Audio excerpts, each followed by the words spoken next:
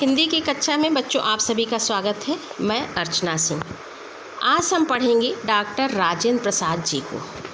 देश रत्न डॉक्टर राजेंद्र प्रसाद का जन्म 1884 ईस्वी में बिहार राज्य के छपरा जिले के जीरादेई नामक गांव में हुआ था।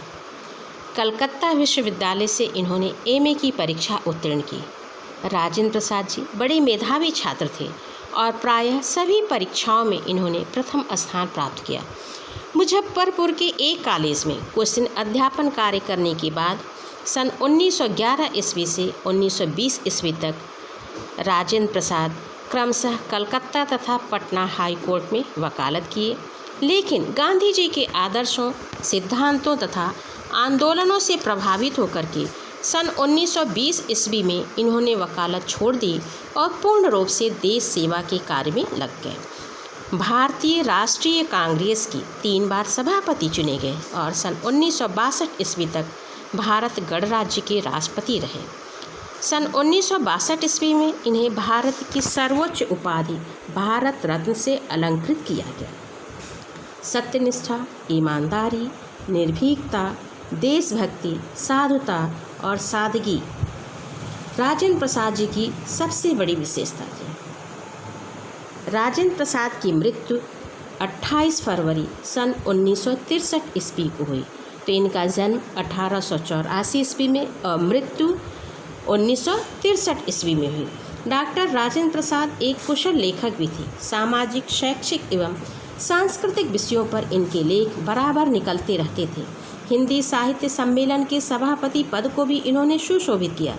नागरी प्रचारणी सभा और दक्षिण भारत हिंदी प्रचार सभा के माध्यम से हिंदी को समृद्ध बनाने में योगदान देते रहे। इन्होंने देश नामक पत्रिका का सफलतापूर्वक संपादन किया।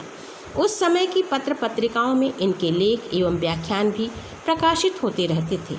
राजनीति, समाज, शिक्षा, संस्कृत, जनसेवा आदि विषयों पर इन्होंने अनेक प्रभावपूर्ण निबंधों की रचना की। जनसेवा, राष्ट्रीय भावना एवं सर्वजन हिताय भावना की भावना इनके साहित्य को विशेष रूप से प्रभावित करती है। इनकी रचनाओं में उद्धरणों एवं उदाहरणों की प्रचुरता है।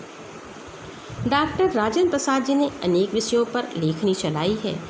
इनकी कृतियों का विवरण इस प्रकार से है। भारतीय शिक्षा, गांधी जी की देन, शिक्षा और संस्कृति, मेरी आत्मकथा, बापू जी के कदमों में, मेरी यूरोप यात्रा, संस्कृति का अध्ययन, चंपारण में महात्मा गांधी तथा खादी का अर्थशास्त्र।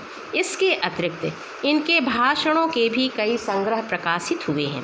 राजेंद्र बाबू की भाषा सहज, सरल, सुबोध, खड़ी बोली है। इनकी भाषा व्यवहारिक है, इसलिए उसमें संस्कृत, उर्दू, अंग्रेजी आदि भाषाओं के शब्दों का समुचित प्रयोग हुआ है। ग्रामीण कहावतों एवं ग्रामीण शब्दों का भी प्रयोग किया है। इनकी भाषा में कहीं भी बनावटीपन नहीं है। मुख्य रूप से इनकी शैली के साहित्यिक एवं भाषण 2 रूप प्राप्त होते हैं। और भारतेंद्र जी ने यह आपके डॉक्टर राजेंद्र प्रसाद जी का एक अपना अलग ही प्रभावशाली व्यक्तित्व रहा है। तो यह हुआ डॉक्टर राजेंद्र प्रसाद जी का जीवन परिचय।